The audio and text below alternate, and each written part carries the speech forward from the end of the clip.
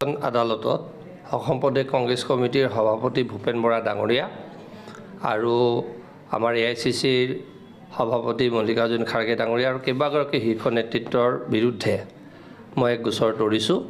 কাৰণ যি অসাংবিধানিক আৰু অগণতান্ত্ৰিক প্ৰক্ৰিয়াৰে মোক জিলা সভাপতি পদৰ পৰা ভূপেন বৰা ডাঙৰীয়াই অপসাৰণ কৰিলে, দলৰ পৰা নিলম্বিত কৰিলে, তাক প্ৰত্যাহ্বান জনাই মই এই গোচৰটো তৰিছোঁ।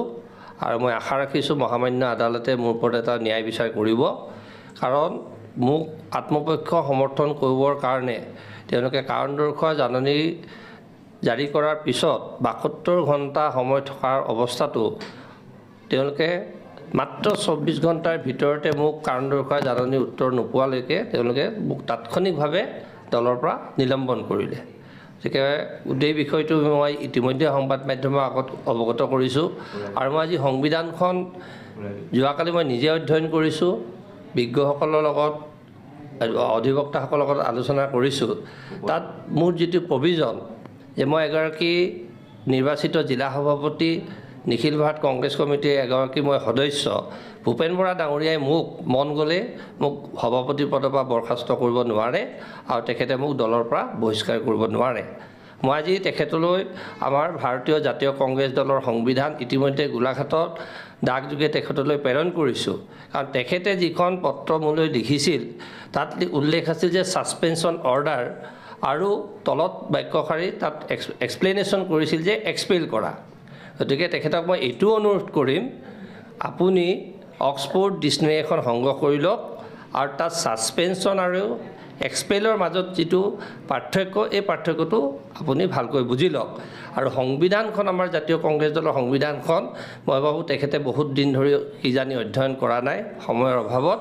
গতিকে মই তেখেতলৈ এই সংবিধানখন পঠাই দিছোঁ, তেখেতে ভালকৈ অধ্যয়ন কৰক। তাত যিবোৰ ক্লজ আছে এগৰাকী কংগ্ৰেছ দলৰ যিকোনো পৰ্যায়ৰ নেতাকৰ্মীক দলীয়মূলক শাস্তি প্ৰদান কৰিবৰ কাৰণে যিবোৰ তাত ধাৰাত লিখা আছে, ব্যৱস্থা তাত উল্লেখ কৰা আছে, সেই ব্যৱস্থাখিনি তেখেতে ভালকৈ অধ্যয়ন কৰক। মই আশা ৰাখিম, মই ইতিমধ্যে আমাৰ নিখিল ভাৰত কংগ্ৰেছ কমিটিৰ সভাপতি মল্লিকাৰ্জুন খাৰ্গেজীলৈ মই এখন ব্যক্তিগত পত্ৰ পঠাইছোঁ আৰু মই ন্যায় বিচাৰি তেখেতকো মই অনুৰোধ কৰিছোঁ, ভূপেন বৰা ডাঙৰীয়াই যি দায়িত্বহীনতাৰে ইয়াত প্ৰদেশ কংগ্ৰেছ চলাই আছে তেখেতে ইয়াত হস্তক্ষেপ কৰিব লাগে।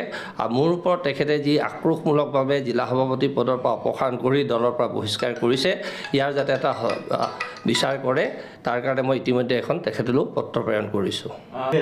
চাওক, আমাৰ স্পষ্টকৈ ক'বলৈ গ'লে আমাৰ ভাৰতীয় জাতীয় কংগ্ৰেছ দলত এনে বহু জ্যেষ্ঠ নেতা আছে যিসকলে ঘৰৰ ভিতৰত থাকি দলটোক দুৰ্বল কৰিবলৈ চেষ্টা কৰি আহিছে।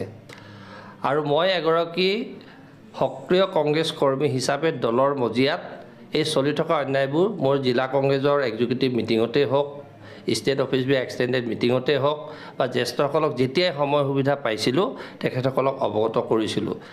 বিগত সময়ছোৱাত যেতিয়া ৰাজ্যসভাৰ নিৰ্বাচন হৈছিল, সেই ৰাজ্যসভা নিৰ্বাচনত যেতিয়া আমাৰ নিজৰ দলৰ বিধায়কসকলে দলক বিশ্বাসঘাতকতা কৰি অন্য দলৰ প্ৰাৰ্থীক ভোট দিছিল, উপৰাষ্ট্ৰপতি নিৰ্বাচনত যেতিয়া আমাৰ দলৰ ক্ৰছ ভোটিং হৈছিল, এই কথাবোৰ বিস্তৃতভাৱে ইতিমধ্যে সংবাদ মাধ্যমতো উল্লেখ হৈছিল। প্ৰত্যেকখন মিটিঙত প্ৰত্যেকটো কথাতে আমি এই কথাবোৰ উত্থাপন কৰিছিলোঁ।